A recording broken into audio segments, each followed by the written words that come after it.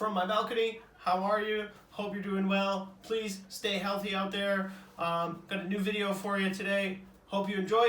Let's do it.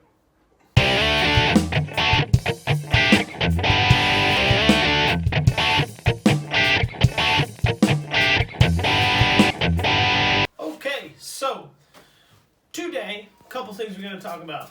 We need to talk about the work we've done so far in our quarantine English classes. Also, I want to talk about the Ape Buck leaderboard, and we want to talk past tense and irregular verbs, and we want to talk about did you questions. And that's the plan for this video. So, let's get technical. Let's talk about the work we did so far. Hopefully, you know if you go to apelanguagesociety.com/learnonline, you'll see stuff like this. So the kind of work I'm trying to get you to do, there's two types. There's the unit work and challenges. Challenges are totally optional. The unit work is what you should be doing. So here's the whole list of what I need you to do. Definitely look at the unit work. In those red numbers, that's how much Ape Bucks you could earn. So, take a look, see how much money you can earn. For sure, when we come back, there's going to be a big auction. So you're going to want to have those Ape Bucks handy. All right. So, and then also, please check out the challenges. Those are fun. You can earn a lot of Ape Bucks there. All right. I think that does it.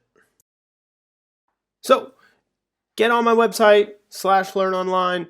Check it out, do some work, have fun. I really am trying not to be terribly boring. So that's all for our work so far. Also, big shout out to 6C, the Small Bears, and 6B, the Angry Lemons. You guys are making the most Ape Bucks so far. And, just keep doing the work. You'll keep making money. And when we come back from this time away, you're going to have a lot of fun to spend that money with an auction. So if you don't know what an auction is, look it up. Okay, so on our agenda today are past tense or irregular verbs. Now, last time we learned these 10 verbs. Now, some are regular, some are irregular. So, using past tense verb is very easy. Like all English sentences, we have the subject, we can say blue guy, then the verb, and then what's called the predicate, which is a fancy word for after the verb. Now, if we're talking present continuous, right, that's happening now, we use the ing form. And we add that is. So a good present continuous sentence is blue guy is riding a blue tiger. Now that's present continuous. It's a two-step thing. Use ing, use am, is, or are. But if we're talking about the past, minuli chas, right, we're going to put to use what's called past simple tense. And all you got to do for that is use the past tense form of the verb. Blue guy rode a blue tiger. Easy. Now, this is exactly why I write all the forms of the verb, ride, riding, rode. That third one is always the past tense, the simple tense. So, blue guy rode a blue tiger. Now we can change that to blue guy got on a blue tiger, or we can change it to blue guy got on a UFO. Whoa, that's one way to do it. Or we can change that verb to blue guy got a ride in a UFO.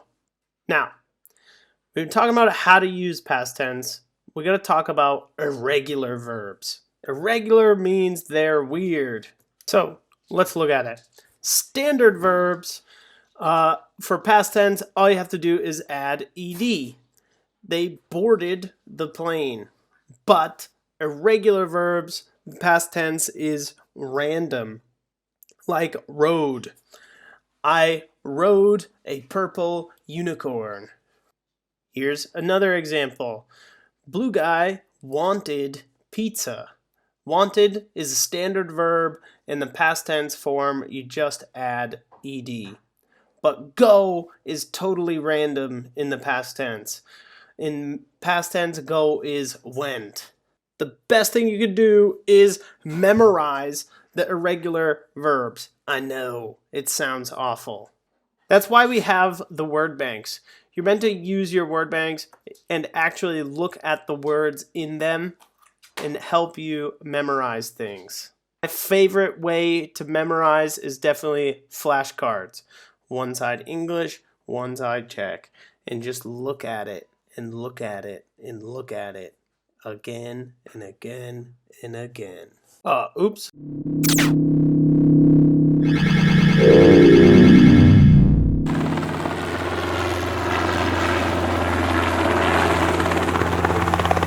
Whoa, thanks for fixing that for me. So, did you is a really important question in the English language, and it's important that you know how to manipulate it so that we can, speak English and ask things. It's important. Let's check it out. All right, so if we look at this, did you can manipulate this question just by changing the verb, and it comes after the phrase did you. So you can say, did you go home? Did you go home? Basically, remember, did you, verb. So we can also say, did you eat? Did you eat the pizza? Or we could say something like, did you see a UFO? It's question, phrase, then the verb. Now, you always use the root form of the verb, so there's no changing there. It's did you and the verb. The did indicates the past, so just use the root. All right, so let's see what Blue Guy has. Did you eat that? Yeah, I ate it. So now, when you answer a did you question, you want to use the past tense verb. It's very important. So past tense of eat is ate because it's irregular. Ate. Did you see the gun? Yeah, I ate it. Uh-oh. So your question should use the root form of the verb. The answer, you use past tense form of the verb. All right, so the second way you can use this did you question is you can add an interrogative word. Like where, why, how, what, or when. It's going to help you be more specific with your question. So it would be like, where did you go? How did you eat that? When did you see it? Why did you eat the last slice of pizza?